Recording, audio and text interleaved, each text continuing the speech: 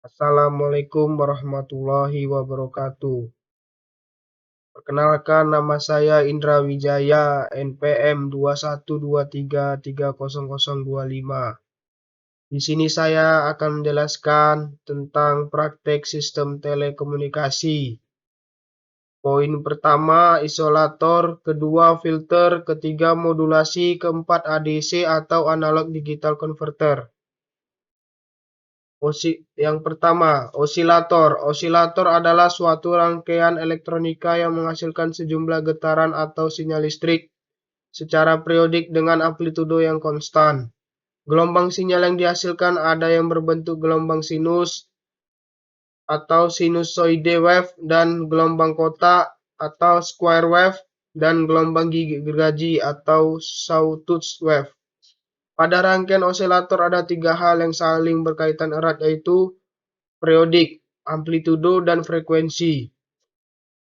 Berikut ini adalah pengertian dari ketiga istilah penting tersebut. Yang pertama, periodik adalah waktu yang dibutuhkan untuk menempuh satu kali getaran atau waktu yang dibutuhkan pada satu siklus gelombang bolak-balik. Biasanya dilambangkan dengan T, dengan satuan detik atau sekon.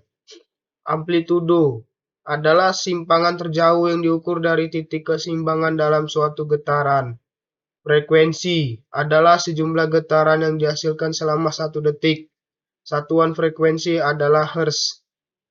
Penggolongan osilator. Penggolongan osilator biasanya dilakukan berdasarkan karakteristik frekuensi keluaran yang dihasilkannya. Berikut di bawah ini adalah penggolongan osilator berdasarkan frekuensi keluaran. Yang pertama, osilator frekuensi rendah, low frekuensi osilator. Osilator yang dapat membangkitkan frekuensi rendah di bawah 20 Hz.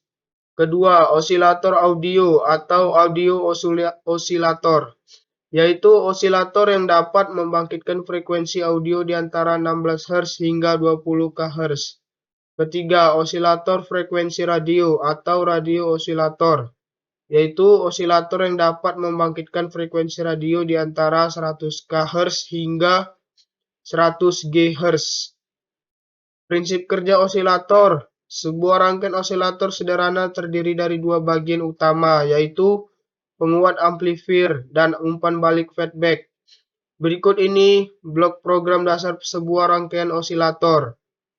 Blok diagram dasar osilator terbagi menjadi dua. Yang pertama penguat dan kedua rangkaian umpan balik. Pada dasarnya, osilator menggunakan sinyal yang berasal dari penguat itu sendiri. Pada saat penguat atau amplifier diberikan arus listrik, sinyal kecil akan terjadi. Sinyal kecil tersebut kemudian diumpan balik ke penguat sehingga terjadi penguatan sinyal.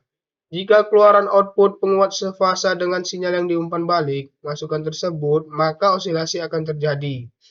Filter adalah sebuah rangkaian elektronik yang dirancang agar mengalirkan suatu sinyal dengan pita frekuensi tertentu dan menghilangkan frekuensi yang berbeda dengan pita ini. Istilah lain dari filter adalah rangka yang dapat memilih frekuensi agar dapat mengalirkan frekuensi yang diinginkan dan menahan atau membuang frekuensi yang lain. Jaringan filter bisa bersifat aktif maupun pasif. Perbedaan dari komponen aktif dan pasif adalah pada komponen aktif dibutuhkan sumber agar dapat bekerja, op-amp, dan transistor membutuhkan sumber lagi agar dapat bekerja dan digunakan. Sedangkan komponen pasif tidak membutuhkan sumber satuan lagi untuk digunakan atau membuatnya bekerja.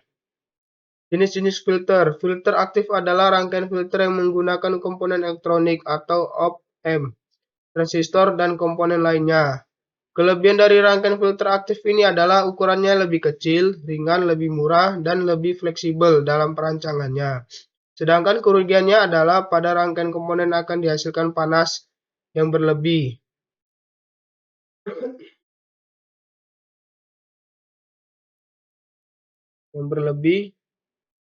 Noise thermal, dan terdapatnya pembatasan frekuensi dari komponen yang digunakan sehingga pengaplikasian untuk frekuensi tinggi sangat terbatas. Filter pasif adalah rangkaian filter yang menggunakan komponen-komponen elektronik pasif saja. Komponen pasif diantaranya adalah induktor, kapasitor, dan resistor. Untuk membuat filter seringkali dihindari penggunaan induktor, terutama karena ukurannya yang besar. Sehingga umumnya filter pasif hanya memanfaatkan komponen resistor dan kapasitor saja. Kelebihan dari rangkaian filter pasif ini adalah tidak begitu banyak noise, sinyal gangguan yang tidak diinginkan, yang didapat karena tidak ada penguatan dan digunakan untuk frekuensi tinggi. Sedangkan kerugiannya adalah tidak dapat menguatkan sinyal dan sulit untuk merancang filter yang meresponnya baik. Berdasarkan daerah frekuensi yang dilewatkan, filter yang digunakan biasanya terdiri dari 4 macam konfigurasi yang dapat dibagi sebagai berikut. Yang pertama, long pass filter. Filter jenis ini merupakan filter yang memiliki respon meloloskan sinyal dengan frekuensi di bawah frekuensi cut-off dan meredam sinyal yang memiliki frekuensi di atas frekuensi cut-off. Yang kedua, high pass filter. Filter jenis ini merupakan filter yang memiliki respon meloloskan sinyal dengan frekuensi di atas frekuensi cut-off dan meredam sinyal yang memiliki frekuensi di bawah frekuensi cut-off. Ketiga, band pass filter. Filter jenis ini merupakan gabungan filter HPF dan LPF, sehingga memiliki respon meloloskan sinyal dengan frekuensi di antara frekuensi cut-off VC1 dan VC2, dan meredam sinyal yang memiliki frekuensi di luar frekuensi cut-off. Ketiga, band stop filter. Berkebalikan dengan filter BPF dan filter BSF, merupakan gabungan filter LPF dan HPF, sehingga memiliki respon meloloskan sinyal dengan frekuensi di luar frekuensi cut-off dan meredam sinyal yang memiliki frekuensi di antara frekuensi cut. Berdasarkan bentuk respon frekuensi terhadap gain, filter Bessel adalah jenis filter linear analog dengan delay phase maksimum secara maksimal. Respon phase linear secara maksimum mempertahankan bentuk gelombang sinyal yang difilter di dalam passband. Filter Bessel sering digunakan dalam sistem audio crossover, filter Cauer elliptic. Filter elliptic juga disebut sebagai filter Cauer adalah sebuah filter elektronika dengan ripple yang diratakan pada passband dan stopbandnya. Filter Butterworth. Butterworth filter adalah salah satu jenis signal processing yang dirancang untuk menghasilkan frekuensi respon yang sedatar mungkin pada passband. Jenis filter ini pertama kali diperkenalkan pada 1930 oleh fisikawan Inggris Stephen Butterworth dalam paper yang berjudul On the Theory of Filter Amplifiers. Filter Capsafe. Filter Capsafe menghasilkan gain roll-off yang lebih tinggi di atas frekuensi cut-off. Gain postband tidak menonton tapi mengandung ripple dari magnitude konstan.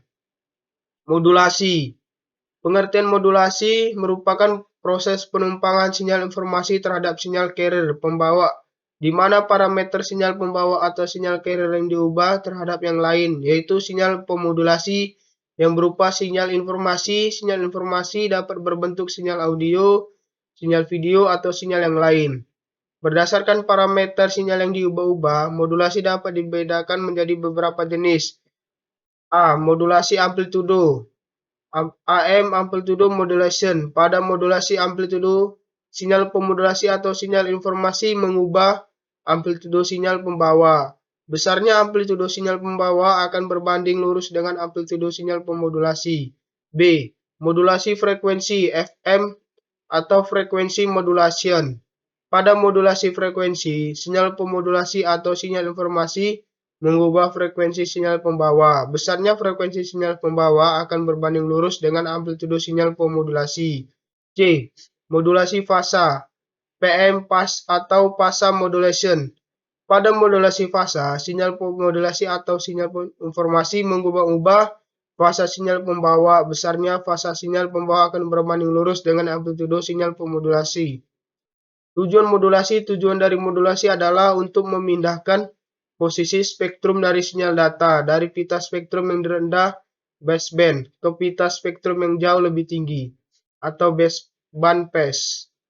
Hal ini dilakukan pada transmisi data tanpa kabel dengan antena, yang mana dengan membesarnya frekuensi data yang dikirim, maka dimensi antena yang digunakan akan mengecil. Jenis